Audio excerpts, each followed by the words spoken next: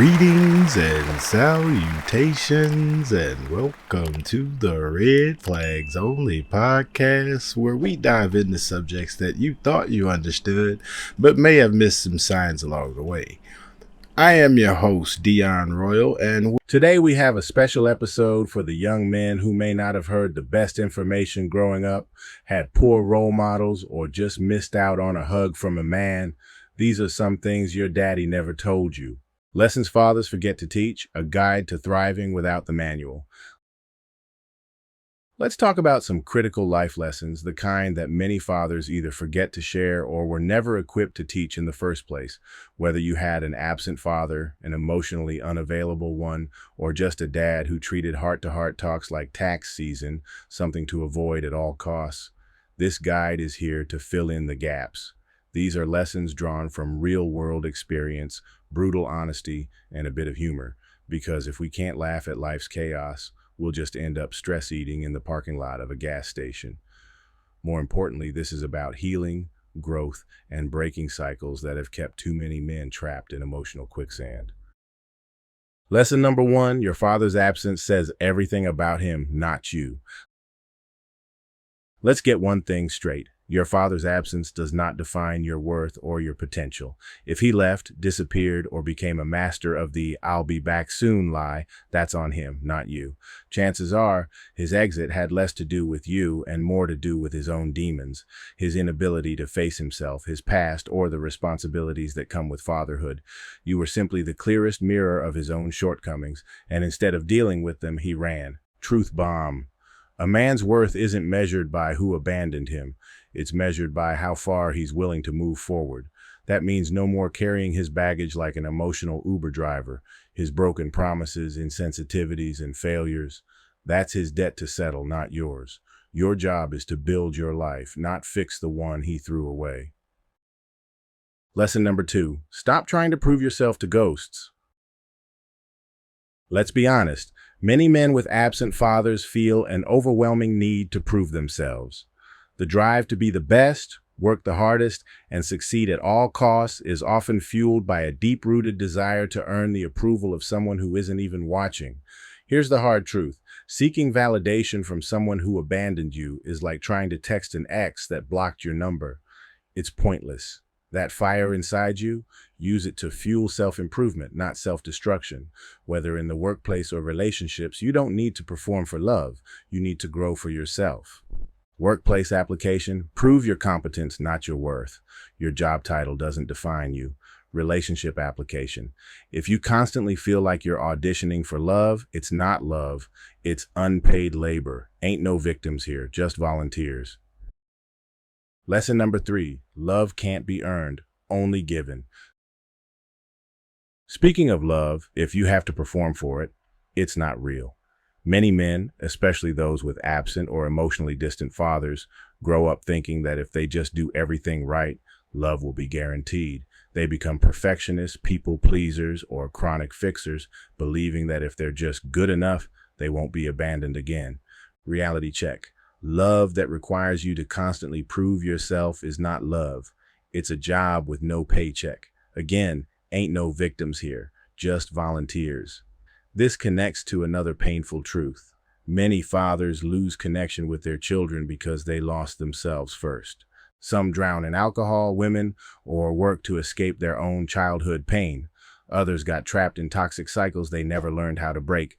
Your father's demons were never yours to battle. Your only job is to face your own and break the cycle.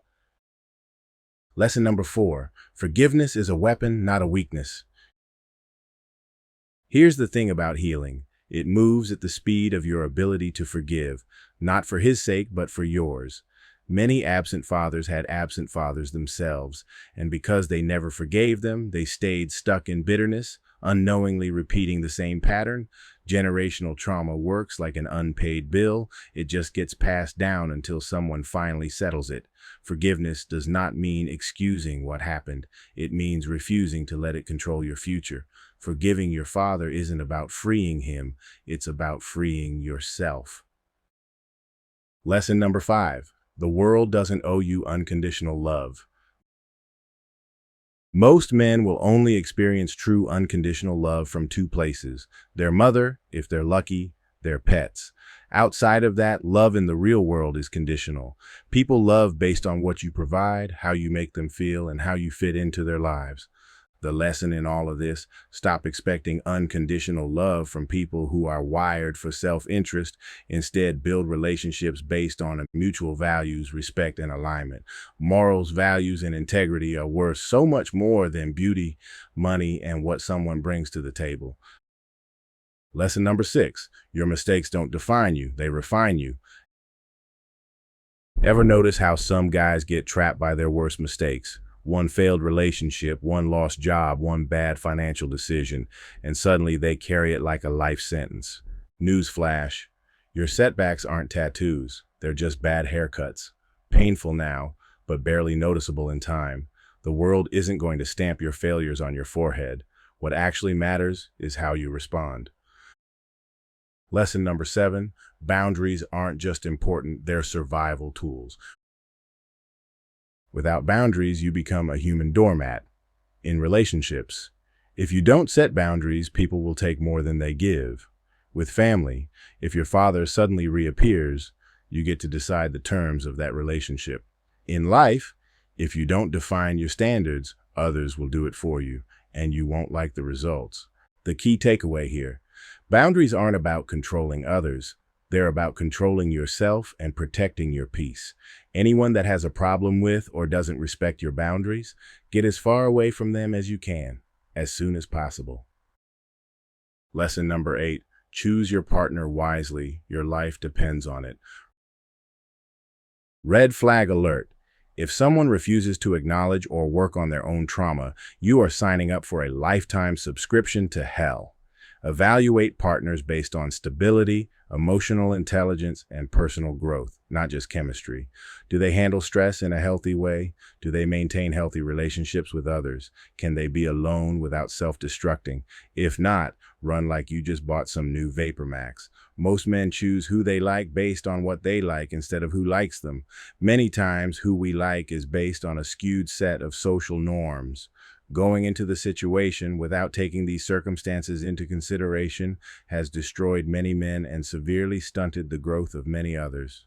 When you look at the OGs that are struggling in life and you take inventory of what you're being told, many times you'll see that it all went left based on who they decided to procreate with. Lesson number 9: the harshest truth of all: you are the common denominator. If your life is a mess full of bad relationships, dead-end jobs, and constant stress, there is one common factor in all of it. It's you. This isn't to shame you, it's to empower you. If you are the common denominator, then you also have the power to change it all. Final lesson: you are the one who breaks the cycle.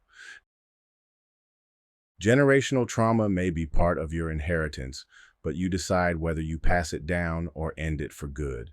That starts by doing what your father couldn't, facing what he avoided, feeling what he suppressed, healing what he left unaddressed.